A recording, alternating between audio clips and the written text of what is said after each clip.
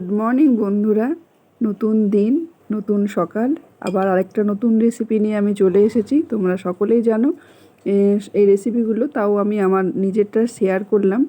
আমি মাছ দেখালাম, ওটা ইলিশ মাছের মাথা নুন হলুদ দিয়ে মাখানো আছে। এবার আমি কড়াইয়ে তেল গরম করতে দিয়েছি, দিয়ে ওই ইলিশ মাছের মাথার পিসটাকে আমি ভালো করে ভেজে নিলাম। ভেজে নিয়ে তুলে একটি পাত্রে আমি রাখলাম। দিয়ে কড়াইয়ে পুনরায় আবার তেলটাকে গরম হতে দিলাম। গরম হতে দেওয়ার পরে আমি এর মধ্যে ফোড়ন হিসেবে শুকনো লঙ্কা আর 5 ফোড়ন দিয়েছি ফোড়ন হিসেবে।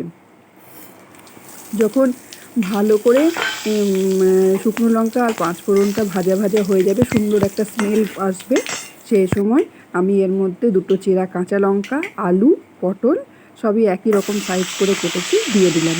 আমি এক হাতে ক্যামেরা ধরে আছি তাই, নাহলে আলু পটল এগুলো ভালো করে ধুয়ে জল ঝরিয়ে নিয়ে তারপর রান্নায় দেওয়া উচিত, কিন্তু আমার পক্ষে এটা সম্ভব হয়নি।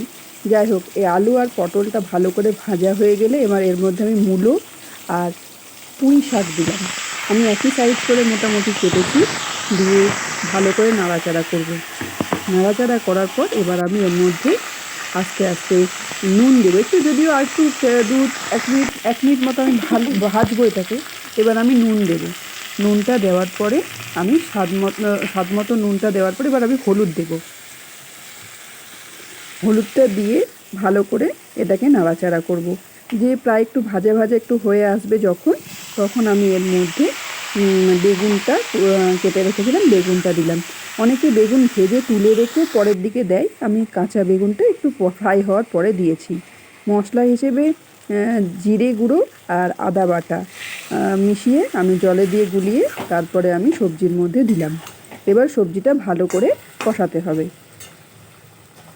সবজিটা কষাচ্ছি আমি, এদিকে আমার এই দিকের উনুনে ভাত হচ্ছে গ্যাসে, সেটাও তোমাদের দেখালাম।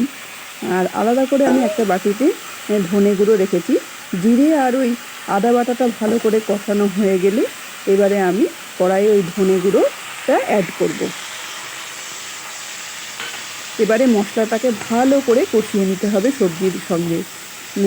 প্রায় একটু হালকা হালকা যখন তেল ছেড়ে আসবে তখন আমি ভাজা মাছের টুকরোটা দিয়ে দেব। ভাজা মাছের টুকরোটা দেওয়ার পরে আমি খানিকক্ষণ সময় এটাকে ঢেকে রাখবো। এই সবজির থেকে জল বেরোবে, মশলার জল থেকে সব একসঙ্গে অ্যাড হয়ে দেখো একটা সুন্দর একটা মিশ্রণ তৈরি হয়েছে। এবার আমি টেস্টটাকে ব্যালেন্স করার জন্য একটু চিনি দিলাম, দিয়ে আবার পুনরায় ঢেকে দিলাম। দেখো আমার রেডি। এটা হচ্ছে ইলিশ মাছের মাথা দিয়ে সবজি।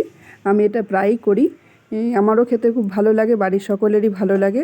তোমরা পারলে ট্রাই করো। ভালো থেকো, সুস্থ থেকো।